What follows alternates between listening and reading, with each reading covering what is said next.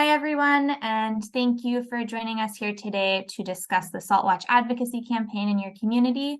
We'll give it a minute or so for folks to join, and then we're going to do a quick warm-up with a Mentimeter, and I'll go through what that entails here in a moment.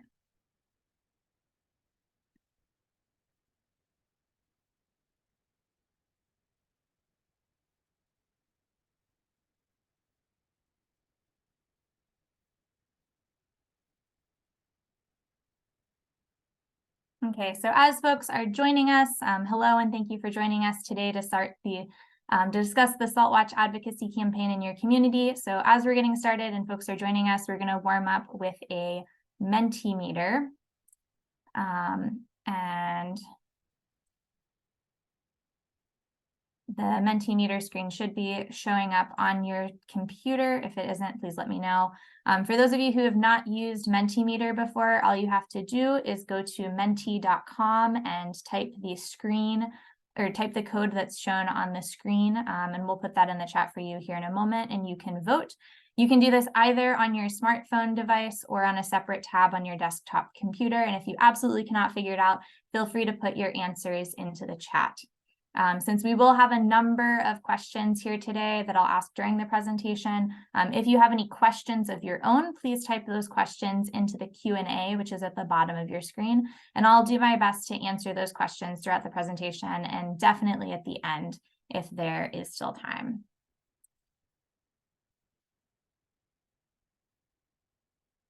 So again, as you're joining us, feel free to cast your vote on menti.com. I've put that code, or Heather just put that code there into the chat. Go to menti.com and then enter the code that's there on the screen, which is 82368892. And this is our little warm up for the day. And we'll have a couple more questions here on Menti as well. We'll give it about one more moment for folks to join us. And there's no right or wrong answers for this question. So whatever you feel deep down, please answer how you think for your community.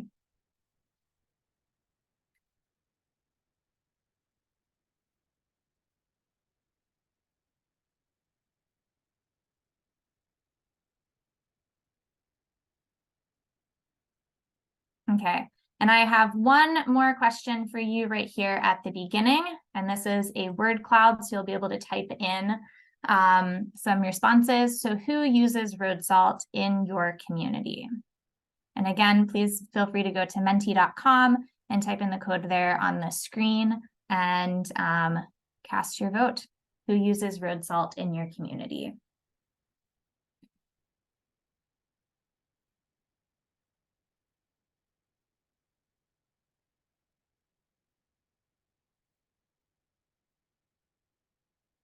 Look at all those words. Private applicators, businesses, VDOT, the DOT, homeowners, road commission, county, HOAs, homeowners. I love this. This is great.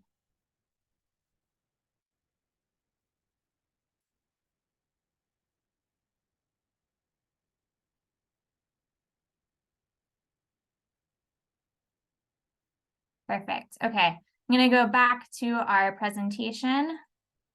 You should be able to still keep voting as we continue. But I love how this word cloud is looking. So again, today we are going over starting a Salt Watch campaign in your community. And again, as we're getting started, if you have any questions of your own throughout the presentation, feel free to put those in the Q&A at the bottom of the screen.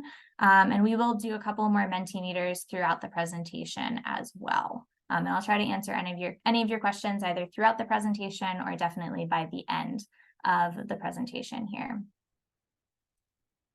So for over 80 years, the United States has used road salt on our roadways, sidewalks, and parking lots to stay safe in the winter. As the snow and ice melt throughout the season, and as rain falls, salt gets washed into our storm drains, streams, and even into our drinking water. The United States alone uses between 10 to 20 million tons of road salt every year, depending on the winter weather. In 2017, there is a large road salt spill shown here outside of our national office headquarters in Gaithersburg, Maryland.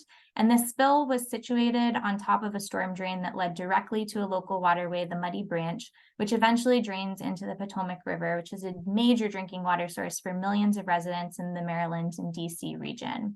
It was unclear at the time who had jurisdiction over the salt spill, whether it was the city, county, state, or a private applicator. And soon after, one of the agencies did clean up the spill, but by that time, the chloride levels in the stream below spiked from about 30 milligrams per liter or parts per million to over 700 parts per million, which is quite a few times higher than the EPA's secondary standard for drinking water, which is 250 parts per million, at which point water starts to taste sort of salty to us.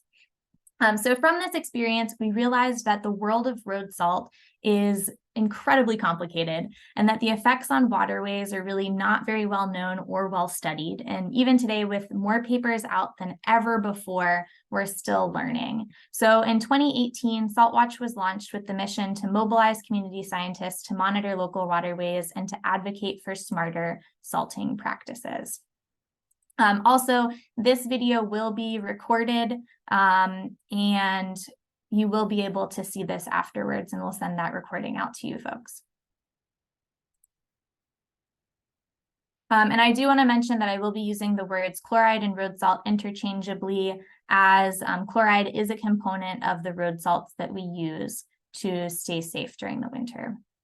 So the goals of the Salt Watch program to raise awareness in the general public about the connection between salt and stream and public health, to identify chloride hotspots in fresh water, and to advocate for smarter salt application of road salt by sharing some of those results with private landowners and local and state agencies. Salt is incredibly persistent and pretty much impossible to remove once it enters the environment. And road salt is not the only cause of increased chloride in drinking water or waterways, but in many regions it is the largest source. Chloride in waterways can also occur from water softener discharge, sewage, saltwater intrusion, and more. So to combat and learn more about this issue, we offer free chloride test kits to anyone interested in testing local waterways for road salt pollution. And on our end, we try to make the kits as cost-effective and as accessible as possible for anyone wanting to get involved. These kits are distributed by the mail, and we can mail a kit directly to you if you're interested in getting started. And this became a really great activity for people who wanted to social distance during the height of the pandemic, but still do something fun outdoors. Each Salt Watch kit that we mail out includes 4 chloride test strips, sample testing instructions, a conversion chart to convert what you see on your strip to parts per million or milligrams per liter chloride, and then also instructions to upload your data to our database, the Clean Water Hub, which is a very large online database. So this map that I have here, and this data is updated to today. Since the inception of the program in 2017, we have received over 15,000 data points. So this map shows data from the East Coast to sort of the central US since the start of the program, and each dot represents samples taken. The larger the dot, the greater number of samples have been taken in that area. And the dots are also color-coded to represent the chloride results in those areas. So as you may have seen on the previous slide, 30 parts per million is the lowest our test strips measure, which is why we start our scale sort of that excellent conditions listed here between 0 and 30 parts per million. Throughout the US, chloride is considered naturally occurring at levels at or below 100 parts per million. However, some places like Maryland, for instance, some of those naturally occurring levels are actually less than 50 parts per million. Levels above 100 parts per million are therefore considered outside of the range of what is naturally occurring. So as we have here, good samples are between 30 and 100 parts per million. Those are still within the naturally occurring ranges.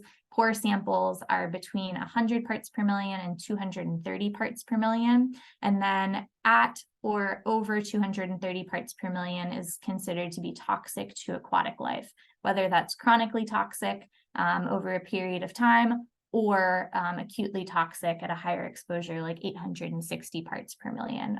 So instantly toxic, essentially, to some of the aquatic life that we have. You can also visit our website, www.saltwatch.org, to see data results from year to year, and Heather just put that link there in the chat. Even if we don't use road salt, like we saw in many regions across the country last year, we are still receiving elevated chloride levels, since chloride does really persist quite a bit once it does enter the environment. So many of the road salts that we've been talking about, they contain sodium chloride, which is our most common and least expensive road salt, potassium chloride, that KCl, magnesium chloride, MgCl2, and calcium chloride, CaCl2. Some of the bags of road salt that you might find in a store are sold as a blend or mix containing some or all of those components. And I do want to mention here that there's no regulation of road salt packaging. So some bags that are sold in stores, they might say words like eco-friendly or pet safe. But unfortunately, in most cases, those bags still contain salts that are neither eco-friendly nor pet safe. And also, many of the bags, they don't really have instructions for how much salt to use or really when to use it. So how is salt applied? A lot of times we're used to seeing sort of a granular application of salt. This typically occurs after there has been a storm and that's been applied there onto the roadways. Unfortunately, with the granular application, a lot of that salt tends to bounce off of the roadways or maybe move off of the sidewalks to the side of the sidewalks as it's sort of kicked as people are walking along the streets during the winter. But something that we've been seeing more and more of is an application before winter weather occurs, and sort of an anti-icing application where you see these lines shown there on the left, or sorry, the right side of the screen.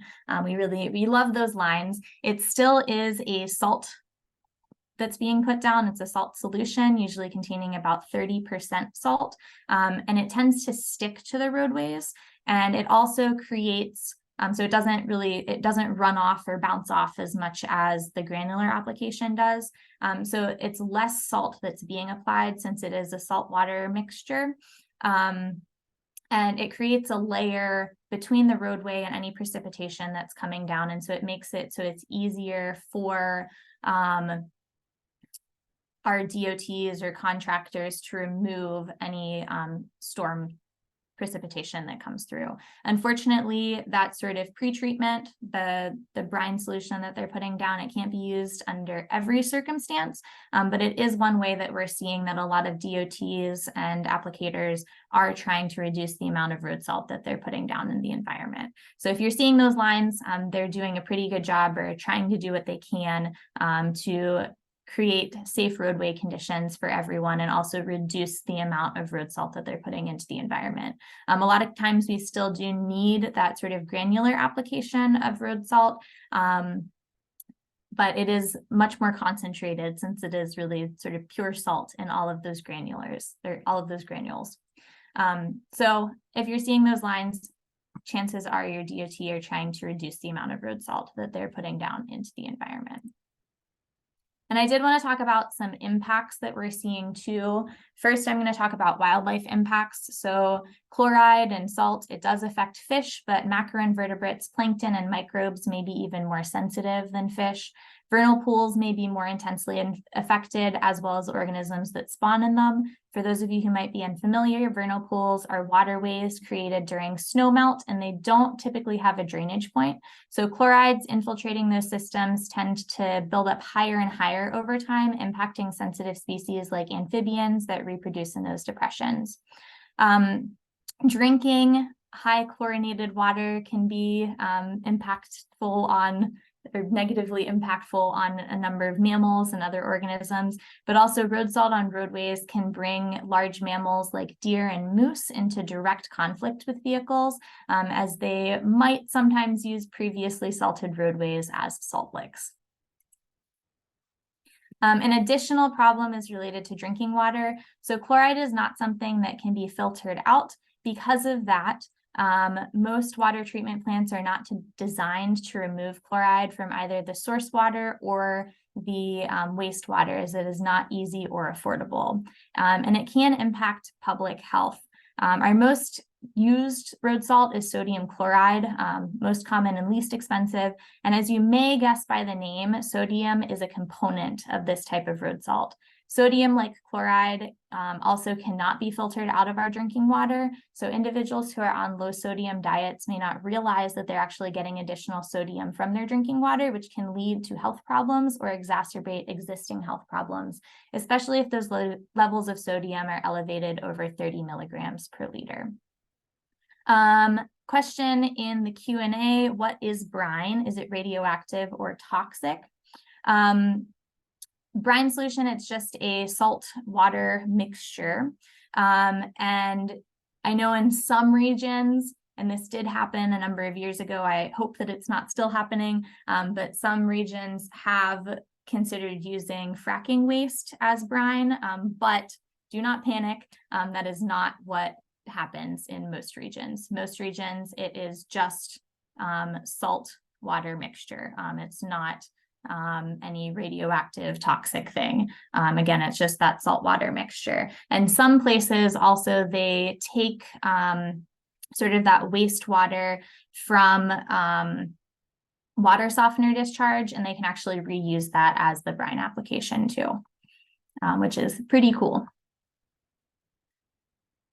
Some infrastructure impacts. Chloride also does impact our infrastructure, and it's really incredibly corrosive.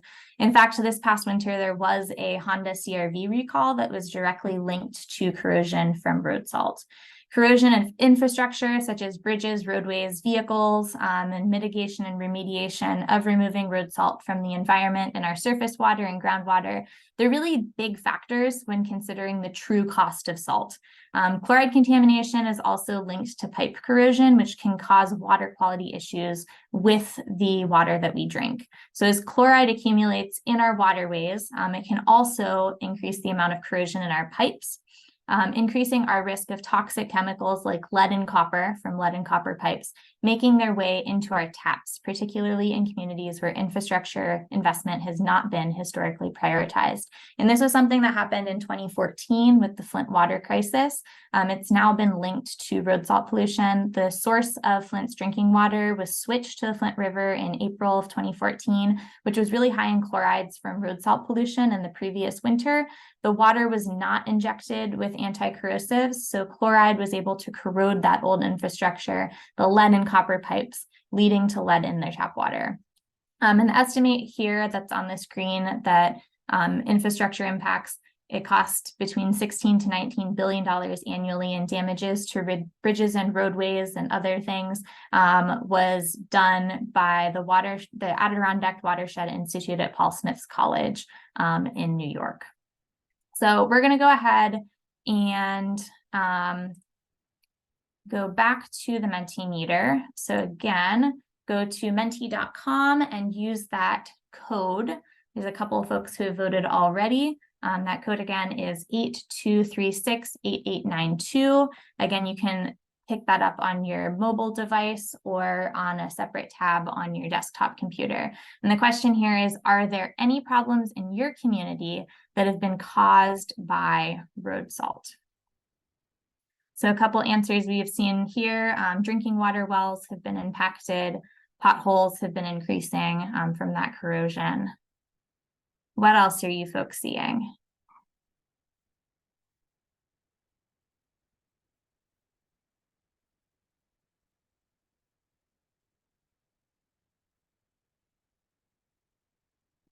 Rusting of cars, road damage, runoff into nearby creeks and rivers, potholes, road damage, lots of things that we're seeing.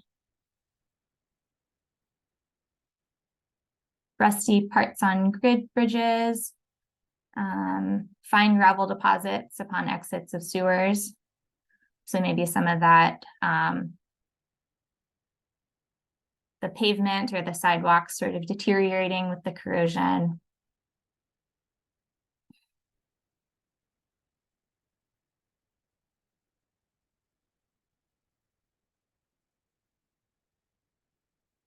Okay. Foundation damage. Lots of things happening. And it really only takes 1 teaspoon of salt to permanently pollute 5 gallons of water. So if you're taking that 50-pound bag of salt that you might buy at the store, that can actually permanently pollute 10,000 gallons of water, which is about the size of a residential swimming pool. The reason why we're saying permanently pollute is it's almost impossible to remove that salt once it enters the environment.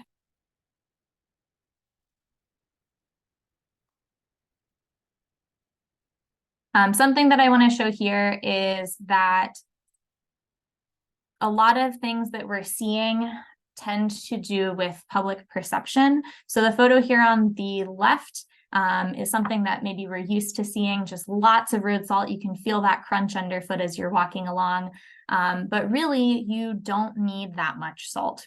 A 12-ounce mug, your typical drinking mug or coffee mug, actually holds enough salt to salt a 20-foot-long driveway or 10 sidewalk squares, which is about 2 parking spaces. So those granules of salt should really be spread out quite a bit, and you shouldn't be feeling that crunch underfoot. A little bit of salt really does go a long way, and that's something that we're trying to promote here with our program. We still need to use salt to stay safe during the winter. There aren't really fantastic alternatives that are out there right now. And so being smarter about our salting practice is really the way that we need to go. So some things that you can do yourself as homeowners or business owners, or maybe you're part of an HOA or condo association, those types of things. You can shovel early and often, clear those walkways before snow turns to ice.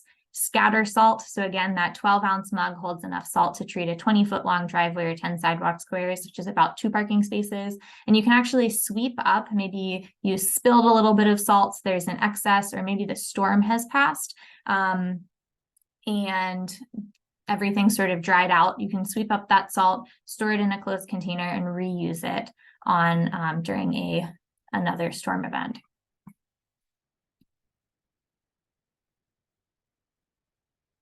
Okay, we are going to do one more Mentimeter here before we go into our advocacy guide.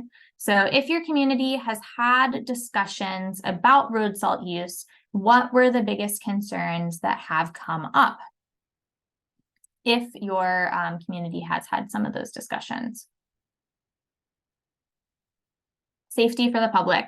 I think that's probably one of the biggest concerns that a lot of folks have raised, and we'll talk about that a little bit here today, and some things that maybe have been done to get around being sued from slip and falls. Streams impaired for chlorides. That's a big one. That's a big one that we've been discussing. No discussions have been held. Maybe you need to start that discussion, and we'll talk here today about some things that we can do with that.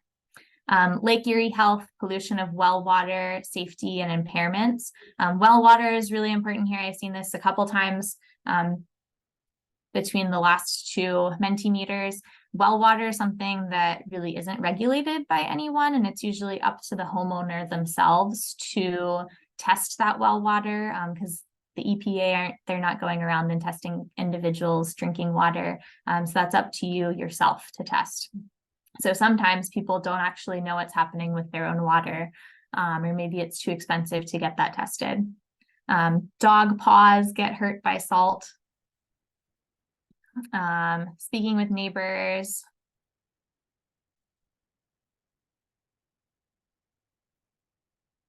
Meeting expectations for typical winter maintenance. Yeah, what does that typical winter maintenance look like? Awesome. And I do want to mention that we do have and Heather just put these here in the chat. We do have a couple of fact sheets, chloride in drinking water and chloride in infrastructure. You can find those on our website under what you can do. But Heather has posted the links for those 2 fact sheets here as well. Okay, we already answered that question. So we are going to talk about our advocacy guide. And Heather will post that link here in a minute. The advocacy guide, if you can see my photo, it kind of looks like this, how to start a Salt Watch campaign in your community. It's about 31 pages long. It seems very intense, but we are going to break that down today. The advocacy guide, it has all of the background information and maybe even more about what we talked about here today, as well as template letters and emails and conversations and maybe questions that you can ask to different applicator groups. And we'll go through all of that today. And you can also download that guide on our website. It's also at saltwatch.org under what you can do. But Heather's also posted that link to the advocacy guide there in the chat as well, if you'd like to bring that up and follow along sort of as we're going. And so it's a roadmap or sort of a guide to engage road salt applicators within your community. And we'll talk about who maybe those applicators are.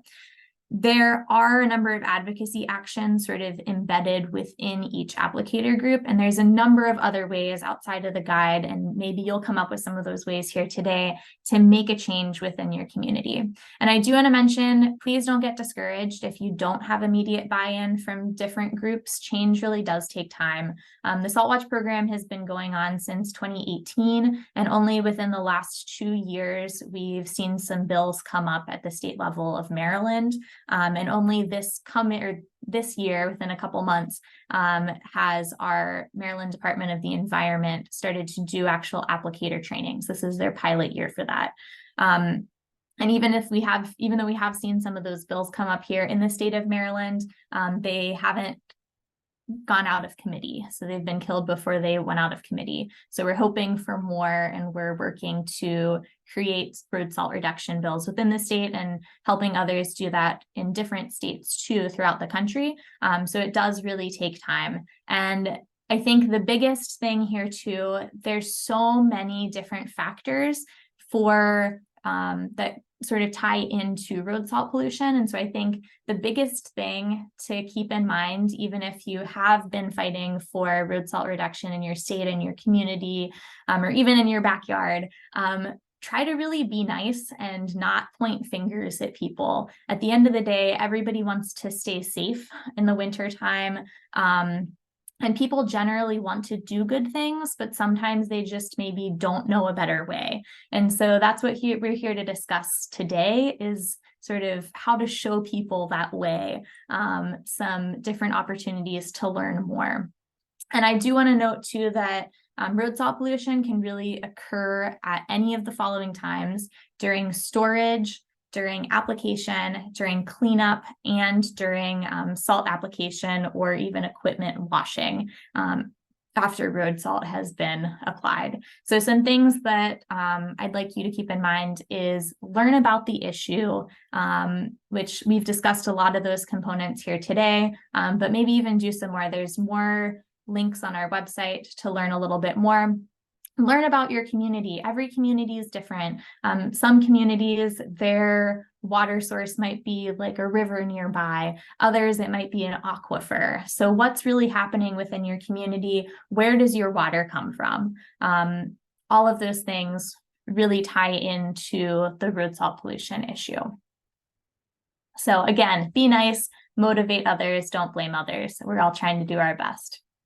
So there are a number of different applicator groups. We'll talk about sort of different applicator groups here today and a little bit of background on each. So the DOT is the Department of Transportation, for-hire contractors, HOAs, business owners, property owners, that includes sort of condo associations, and then also individual homeowners as well. And for each of these categories in our advocacy guide, there are template letters or emails, sort of template phone conversations, and different questions that you might ask those groups to learn a little bit more about what they're doing and maybe next steps that maybe they can try to take to do even better.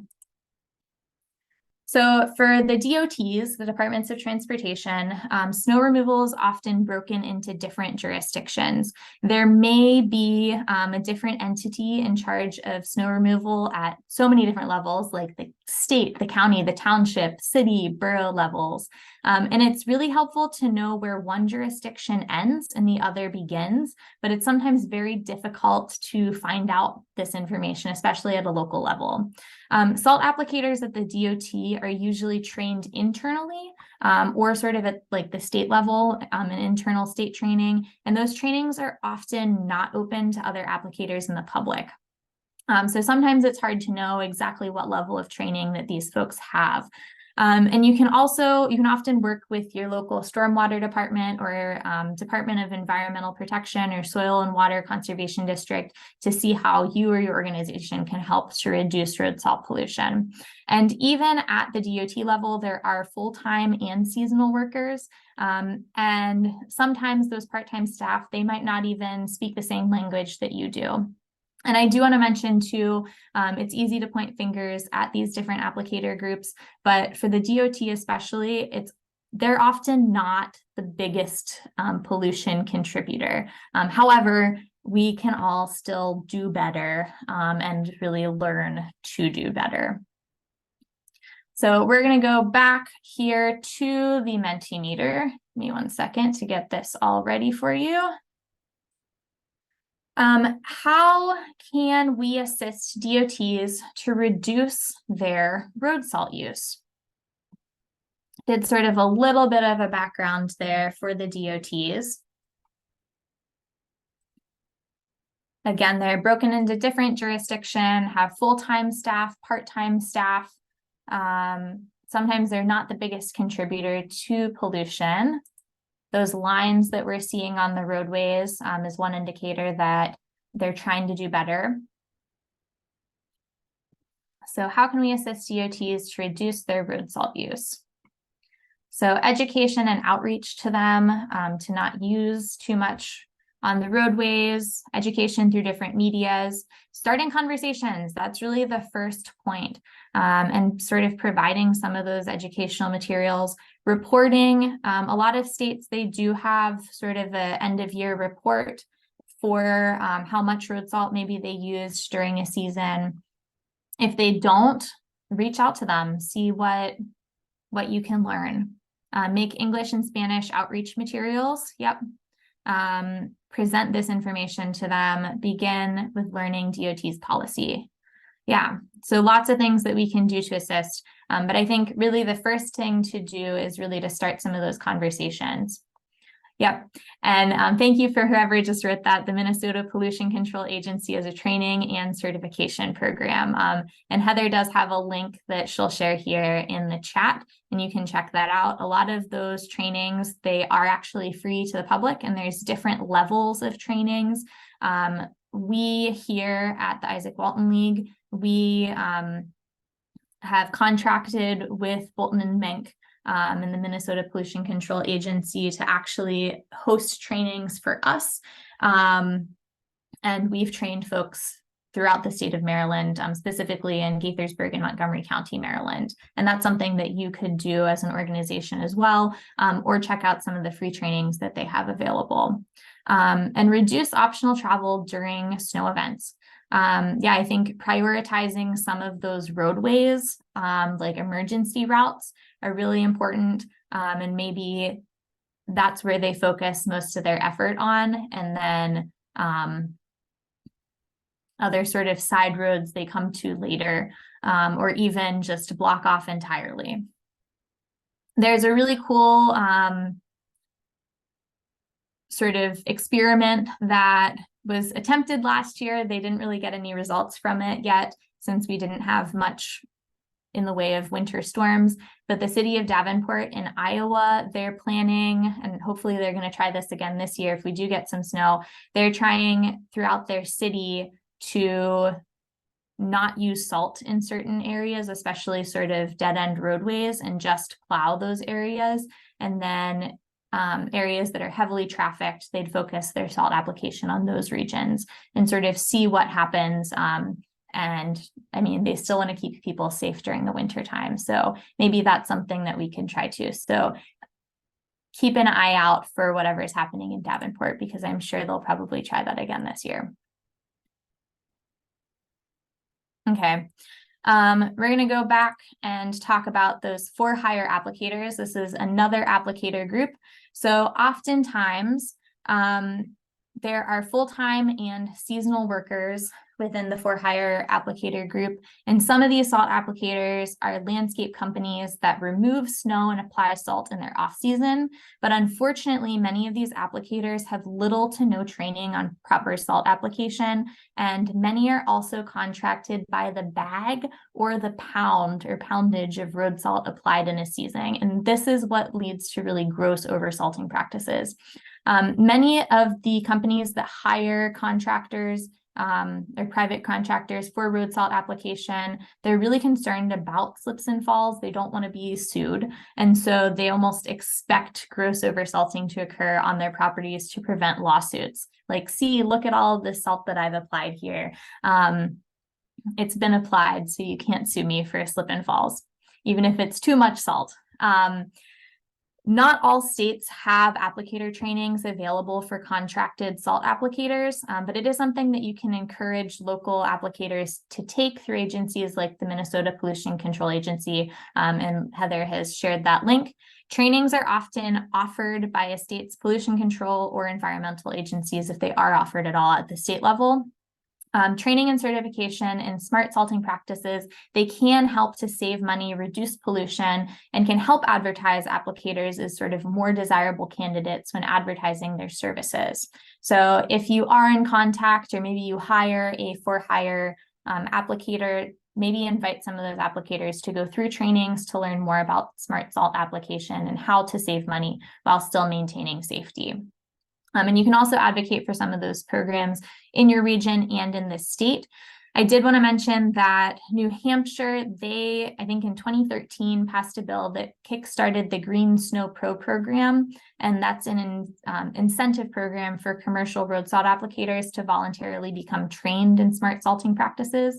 Commercial applicators who take and pass the Green Snow Pro training and maintain records and best management practices, they're actually given free limited liability protection against slip and falls, and businesses who hire those certified applicators are also given that limited liability protection as well. And as I mentioned earlier, a few states have tried to pass legislation, and many of those states have been sort of similar to what was passed in New Hampshire, but so far it has not been successful.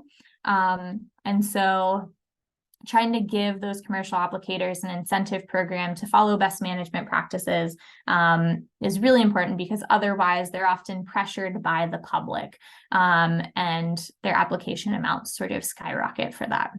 So we do in our applicator, or our Salt Watch Advocacy Guide, we do have some letters to legislators sort of at the end of the guide to ask legislators to support smart salt trainings and reduce road salt pollution at the state level. So if anyone has thoughts about our next Menti, please put those in at menti.com. The question here we have is, how can we encourage contracted applicators to use less road salt and or receive training on smart salting practices? Again, most states, they don't have sort of salt reduction legislation or bills that are at the state level. So how can we get them to use less road salt while still maintaining safety, or maybe even receive some of that training on smart salting practices?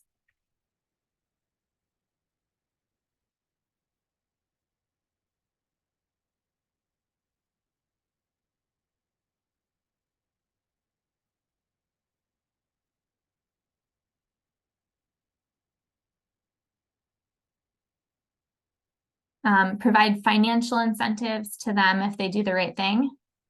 Free training, food, swag at training. Yep, that's something that we have been trying to do here at the Isaac Walton League, is in our county and our city, the city of Gaithersburg and the county of Montgomery County in Maryland. We've been trying to provide those free trainings to them. Having a certification can make a contractor much more marketable. Absolutely. And then maybe reaching out to some of those businesses that have hired them to let people know, hey, we're doing smart salting here on our property, to advertise sort of at the business level to let people know maybe you aren't seeing as much salt on the sidewalks, but there's a reason for that. We're still staying safe. Consult with their employees to provide information about proper salting practices and their preferred or needed language and provide incentives. Absolutely. Spanish language training. Absolutely. Inform them that oversalting is bad PR. Yep. For some people though, right? That's the kicker is some folks, they think they need to feel that crunch underfoot.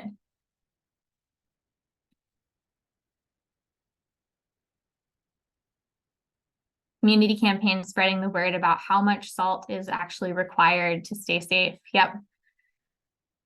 Contact state legislators to pass legislation that will help in training. Awesome. I love all of these answers.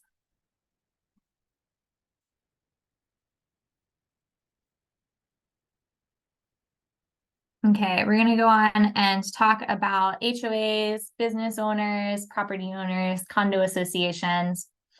So sort of think about some of those HOAs, condo associations and businesses in your area. For those that have a large parking lot, sort of think grocery store or shopping centers, or maybe community sidewalks, those areas are likely serviced by contracted road salt applicators. So the group that we were just talking about. So many residences and businesses, the residents and the employees are not the ones who are applying road salt, but sometimes it's hard to know. So again, starting a conversation is the first place to find out. In the case of HOAs or homeowners associations, condo associations, and many businesses or commercial properties, road salt application is contracted out to professionals, especially if they have really large spaces like lots of sidewalks or lots of parking lots to cover. As we said in the last slide, often commercial road salt applicators are contracted by the bag or pound of road salt applied in a season, which leads to gross oversalting practices. And many companies that hire contractors for road salt application, they are again concerned about that liability, the slips and falls. So they have expectations for oversalting to occur on their properties to prevent lawsuits. And a lot of times this is actually written into the contract. So it's important for HOAs and businesses who contract road salt applicators to include some of those smart salting practices in their contract and make sure they aren't paying commercial applicators by the pound or number of bags of road salt that's being applied. And then also to note here, many businesses, maybe they don't have a for-hire road salt applicator, but they have their employees instead apply the road salt. And so in those cases, it's important for the employees themselves to be trained in smart salting practices. And this is a topic that can be included in standard operating procedures or SOPs and or during regular safety trainings. And again, for the HOAs or business owners, a lot of times they don't know any better. They don't know how much salt is sort of the right amount. And so they leave that up to the professionals that they're hiring, those for-hire road salt applicators or contracted applicators. And a lot of times, again, those HOAs, business owners, property owners, they don't have that background training. They don't have the knowledge of how much road salt is, again, the right amount. And they're a lot of times pressured by the public. And again, they don't want to be sued. And so the customer is always right in a lot of those cases. So I think this is maybe our last Mentimeter here, or actually there's one more after this one. So how can we encourage HOAs and business or property owners to hire certified road salt applicators? What are some things that we can do?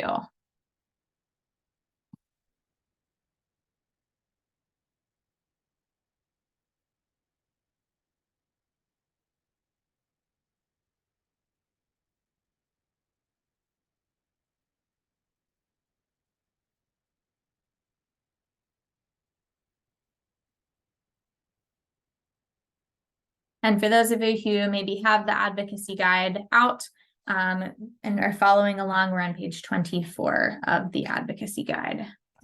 And again, that's linked in the chat.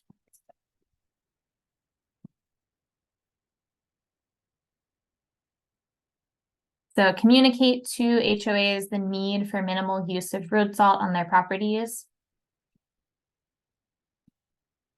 Absolutely. Give them trainings and a kit for them to maybe test their streams. Emphasize that using less salt can save them money. Yeah. Give presentations at HOAs, community meetings to educate people. Let them know that there is a cost to oversalting to their infrastructure. Absolutely. They don't want to have to repave their parking lots or sidewalks. Share this presentation to them. Yep, there needs to be a standard state or federal for best practices. Offer a presentation to the HOA leadership and emphasize public health impacts. Yeah, something that we've been doing is sort of going from door to a number of businesses and handing out some information to them. And then also asking them specifically who their applicators are, if it's something that they do in-house, if it's their employees, or maybe they're the owner who is applying salt, or maybe it's sort of a management group of their property. Find out who is applying that salt and see if you can get some of those for-hire applicators actually into some of the trainings that maybe you're presenting. Awesome. Okay.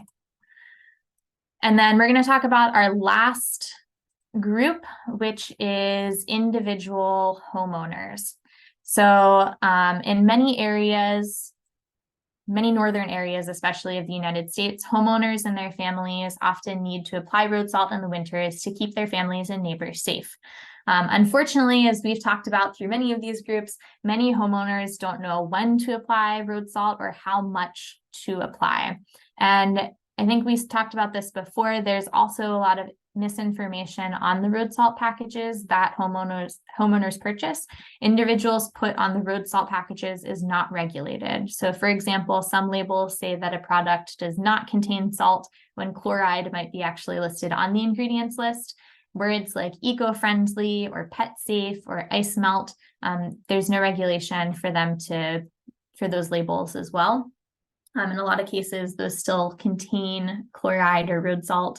And in many cases, a 50-pound bag of salt, which is what is usually sold to the average consumer, contains way more salt than they're going to need each year. And many homeowners also use all of this salt in one season simply to get rid of it, so they don't need to store it over the summer.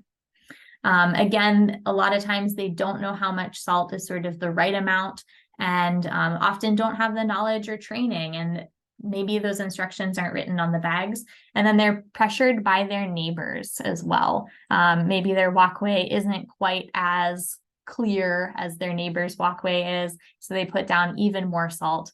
Putting down more salt does not equal more melting. And I think that's something that we've been trying to get across to a lot of people too.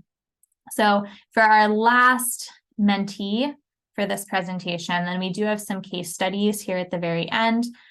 This is our last one. How can we work to change the mindset of the general public when it comes to expectations around winter travel and road salt application? So directions need to be standardized and accurate. I'm assuming directions sort of maybe on the bag. Presentations at community organizations. Yeah. Something that we do too at the league is we actually table at farmers markets throughout the year. And so we're handing out information and test kits to anyone who's interested in getting started testing with Salt Watch at the community level. And then also different events throughout the year. Like this last weekend, we went to Oktoberfest and talked to probably around 400 people about smart salting and why it matters. If you don't care about the macroinvertebrates in the streams, maybe you care about your drinking water. So trying to figure out what people care about. They might not care about the same thing as you. Absolutely. Newspaper editorials. Yep. And we do have some of those, some template letters to the editor in our advocacy guide as well. And from them, the little bit of salt goes a long ways, and there's no need to over apply or reason to over apply. Modern cars are much safer, so less hazardous on slippery roadways. Yep. Talking about it on social media like nextdoor.com, Facebook, Instagram, things like that. Standardizing salt bags, they contain information on how to apply and the ingredients used, and a little bit of education. Absolutely. Provide reasonable action steps that the general public can make. Yep. Maybe information through the realtors too. Yeah. I think one of the biggest things that we sort of see throughout this is nobody is really being held accountable necessarily for the amount of road salt that's being applied. But there's also no education sort of before that point. And so that's why this issue is very complicated and very confusing for a lot of people, is because there's so many different layers and different levels to come at everything, different levels of education, and so on. Okay, we're going to go and talk about case studies. And again, if anyone has any questions, please feel free to put those in the Q&A, and we'll try to answer those here at the end. I did schedule this webinar to be an hour and a half. If you need to leave within the next 10 minutes or so at 1 o'clock Eastern time, feel free to. Again, this training will be recorded, but we will get into some of the case studies that we've seen, and then we'll answer whatever questions we have left and wrap up the webinar. So talking about some case studies. And a lot of these folks you've maybe seen on some previous webinars as well. So Dave is one of the first examples that I want to give. In 2020, Dave contacted his public works department about salt in his neighborhood. And he's one of our volunteers near Philadelphia, PA. He is a volunteer for Tacony Frankfurt Watershed, or TTF. He became a salt watcher shortly after our program began in 2018. And as I said, in 2020, he contacted his public works department about salt in his neighborhood. He sent them all these photos about all of this oversalting that happened. I think they put down way too much salt sort of before a storm was going to happen. And then the storm never actually occurred. The department that he contacted, they denied that oversalting or spills happen. And so nothing really initially happens with this conversation. And this is something I think is a little bit unusual. Normally, folks, I think, are generally, they want to do good, they want to help you. And so Dave didn't want to give up. So he actually received additional training for stream monitoring with his local watershed organization, and is now a stream keeper through TTF Watershed Partnership, and is a master watershed steward through his extension office in Pennsylvania.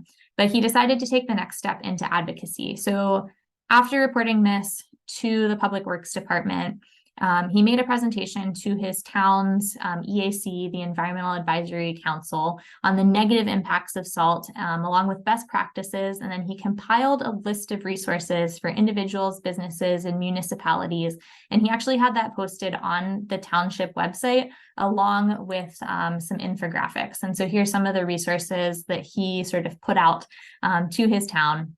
And in addition, he educated township commissioners individually and engaged with his township manager and public works director about their efforts to reduce road salt while maintaining safety. And he has told me that he still sends out spring and fall emails to commissioners and managers about the problem and gives them updates about his sites. And so they're a lot more receptive now to the issue, because one, he sort of kind of hounded them a little bit throughout the year. He's worked with them. He's sort of found that right message. And something else that he did that I wanted to include here He's also an author, and he included some advocacy actions that kids can take in his awesome Chesapeake Kids Guide to the Bay. So Salt Watch is included in that, which is pretty cool. So some things that Dave did, it took him a little bit of time, but he found the right message. He found some allies within his community. He was working with TTF. He was a stream keeper, a master watershed steward through the extension office. He became involved in his EAC, the Environmental Advisory Committee. So he found all of these allies within his community, and he used a number of different avenues to get the message out. So presentations and resources shared on social media, lots of things like that. And he was really persistent too. Maybe he didn't find the right message at first, and so he kept trying. And every year he's still sending out any updates that he has to his local community, and is making a big difference every day that he does that. Another example of another case study is Maria Luna, who I think was on our last webinar that we had for Salt Watch, and she is no longer a high school student in Kansas. She just recently graduated, but Kansas isn't really a place that you think of when considering salt application and pollution. Her mother actually introduced her initially to the idea of road salt being a pollutant, and although she found a number of resources available to the northern states, there really weren't any resources available or targeted to her area. So she reached out to officials at the Kansas City Water to sort of try to assess the problem and find out more. And they initially said that road salt wasn't an issue for when they tested the problem. They never really got any high readings. They weren't too concerned about it. After doing more digging and contacting additional subject matter experts in the area, she uncovered that the government officials were really understaffed, and they weren't testing the drinking water during times when chloride might be at its peak, such as during or after road salting events. She learned about Salt Watch and started doing her own testing. And by doing that, she discovered that the chloride levels were actually much higher during peak winter events than the city was letting on, simply again, because they're understaffed and they weren't testing at the right times. So she's really realized that the power of community science monitoring, and she continues to monitor and contact her legislators to request that they create and pass legislation on salt reduction. And so she's actually in college right now, so I'm really excited to hear what she does next. She's very, very inspirational. And she does have a really cool blog on our website if you want to learn more. If you go to the blogs, The Chloride Crisis, My Journey of Learning is her blog. So things that we have taken away from Maria Luna: learn more about your community. If there are no subject matter experts in the area, maybe you yourself need to become that expert. Learn about your community, learn about the issue.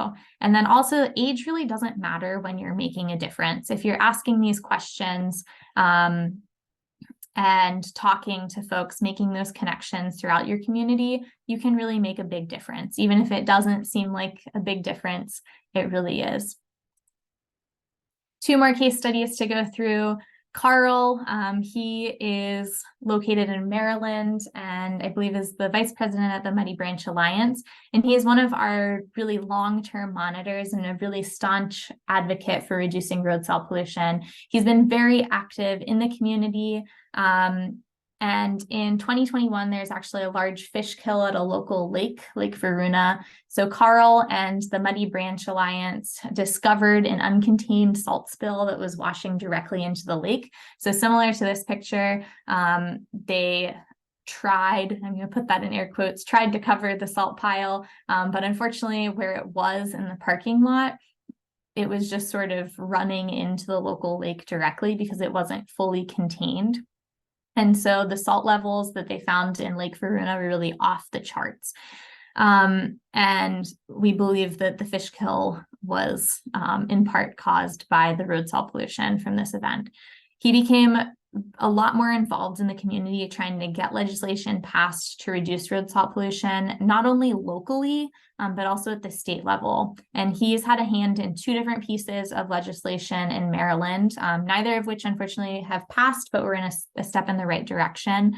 And one way that he's actually accomplished this is he takes legislators like state reps, state delegates to his monitoring sites with him and shows them the results of the testing. Again, the Salt Watch tests, they don't take very long. It's like a 2-minute test.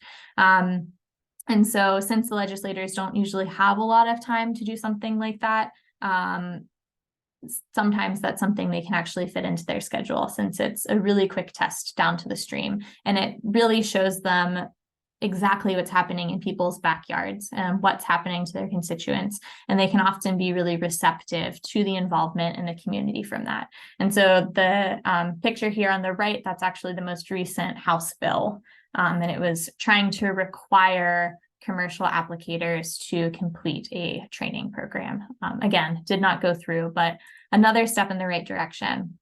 So with Carl, some really great things that he's done is making those connections within the community, getting the information, not only from maybe subject matter experts, but himself. He's been collecting Salt Watch data for a number of years. He's started a lot of those conversations, not only within his community, but also at the state level too, taking phone calls and writing letters to the editor, lots of things like that, and taking his delegates to monitoring sites to actually get them on the ground and sort of see exactly what you're seeing with monitoring. So I think that's a really big thing that a lot of folks can maybe do more of too. Another volunteer for TTF is Jeffrey. He has been a Salt Watcher since the beginning of our program, and he monitors a site in Philadelphia, PA, and is a stream keeper like Dave for one of our partners, TTF, Tacony Frankfurt Watershed Partnership. TTF has established really some long-term monitoring gauges in a few waterways in partnership with Stroud Water, which is another organization in Pennsylvania. In addition to testing their waterways with the assistance of Salt Watch, they're able to discover or capture a huge salt spike that was actually saltier than seawater. And they're able to get the word out to several regional news stations, including the Philadelphia Inquirer, about this, because this is a local stream, freshwater stream that was even saltier than seawater, which was crazy. And as a result of a number of news stations sort of picking up on this story, they were able to hold a town hall meeting. And this is just to show you how quickly some of these spikes can happen. And although this is sort of month to month, a salt spike can actually happen within a couple hours. But he actually testified at the Philadelphia City Council about road salt, and a number of other organizations helped with that testimony as well. So saying yes to opportunities, some of the folks at TTF, they weren't able to go to the town council meeting, and so Jeffrey volunteered to go and testify. So saying yes to those opportunities, and also knowing the information. He had a lot of background knowledge, not only just around salt pollution itself, but also about what's happening directly in his own community as well. So that is what I have as far as our presentation today. If you have any additional questions, please visit saltwatch.org or email us at saltwatch@iwla.org. If you have any additional questions you'd like to ask, please put those in the Q&A. I know there are a couple questions in there already. So I'll go ahead and answer some of those questions. So first question, we would like to get the data set download for the whole watershed from us or others from Salt Watch. Do you have a program to share data? So this is something we've been working on. We are actually, since the inception of the program, we have been having folks upload data directly to something called Water Reporter. We're actually switching how we're uploading data. It's going directly to our organization's database called the Clean Water Hub. And it'll be much easier for folks to sort of upload and download data from. If for some reason, and as we're sort of working out the kinks of folks uploading some of the data to the Clean Water Hub, just feel free to email me, let me know what your watershed is, or maybe there's a specific stream you'd like some data on, and I'm more than happy to get some of that data to you. So just shoot me an email at saltwatch@iwla.org, and I can get that data to you. Can you comment on whether buying water is a good thing or bad thing if trying to avoid salts? Ooh, that's a good question. So as far as bottled water, it is regulated by a different entity than like tap water is, but there is some crossover. So water that's coming directly from like a wastewater treatment facility to your tap, that's actually regulated by the EPA. Bottled water is regulated by the FDA. And they don't have the exact same regulations between both. Some bottled water is actually tap water. Some is spring water. And so it really depends where you're getting that water from, because all of that water is coming from different locations, again, whether it's tap water, whether it's spring water, but also where maybe in the country or the world is that water coming from. So that's sort of its own can of worms. If you, for instance, know that maybe you're on well water and maybe you need to get sort of more clean water, maybe bottled water would be an option for you in that situation, but it really depends. Again, the drinking water that we have is regulated by either the EPA, whether it's your tap, or the FDA if it's coming from bottled water. And most wastewater treatment facilities, they cannot remove chloride, but as chloride levels sort of do increase, they're going to have to start removing some of that, which might increase some of our tax dollars. So you're happy to email me separately about this if I didn't answer that question completely. But that's sort of my 2 cents on bottled water versus tap water. And what do we do when a high salt level is found? That's a really good question. When you find a high salt level, you are more than welcome to email me, and I can sort of walk you through some steps that you can take. Alternatively, we do have a number of sort of pre-written letters to the editor, letters to reps, all sorts of things on our website. And feel free again to download that advocacy guide. It's there in the chat, and we can repost that maybe too, just so you have it. And you can also sort of be walked through different things that you can do when you do find some of those high salt levels. But the biggest thing, I think, is letting other people know. It's really important to share data between ourselves, between different organizations. And something that I'm going to be working on doing more is, especially for states that have had historic salt readings, since the beginning of the program, we're going to be sharing more of that data at the state level too, and with the EPA as well. Any thoughts on monitoring in cold climates? In Minnesota, streams are often frozen when salt is being applied, and we're wondering about the timing or usefulness of monitoring in these conditions. Yeah, that's a good question. It really depends where you are monitoring. A lot of times road salt, it does infiltrate, it's sort of present in the soil, it does infiltrate the groundwater, and so it's very, very persistent, and you can find high chloride levels year round. Especially folks in Philadelphia, they know that they have groundwater contamination, and they actually find spikes during the summertime as well, not just in the winter time, especially during sort of drought events in the summer or fall, in fact. And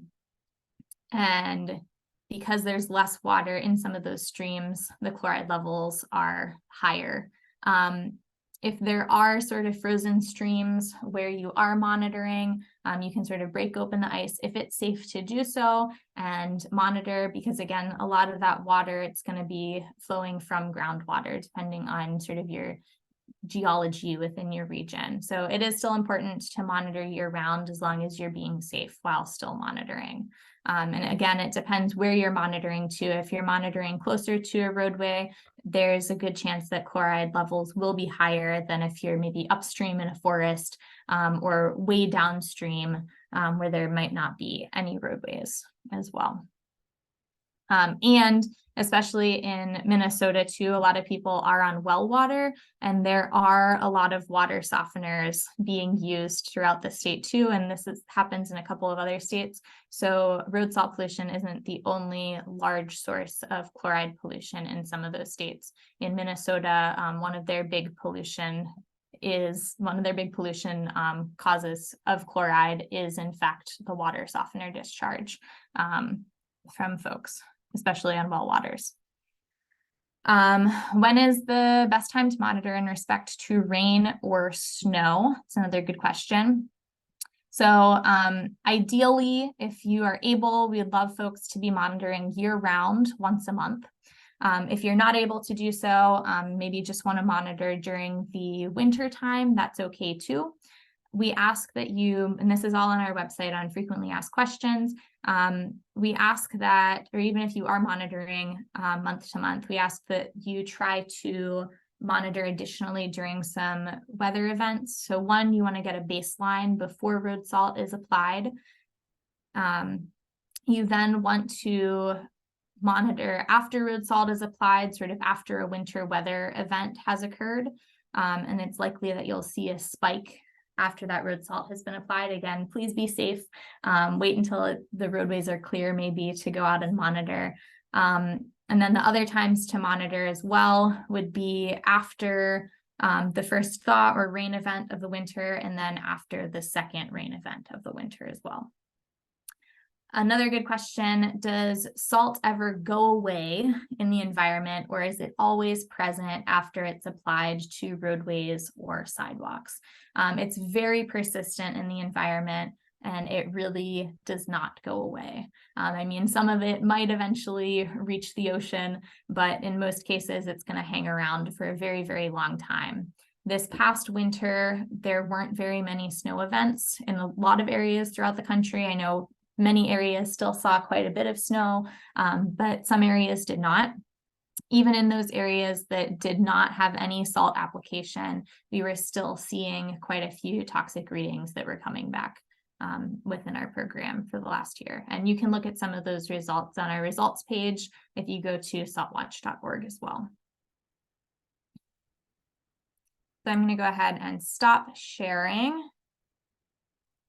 Are there any other questions that I might not have hit on yet you'd like to ask?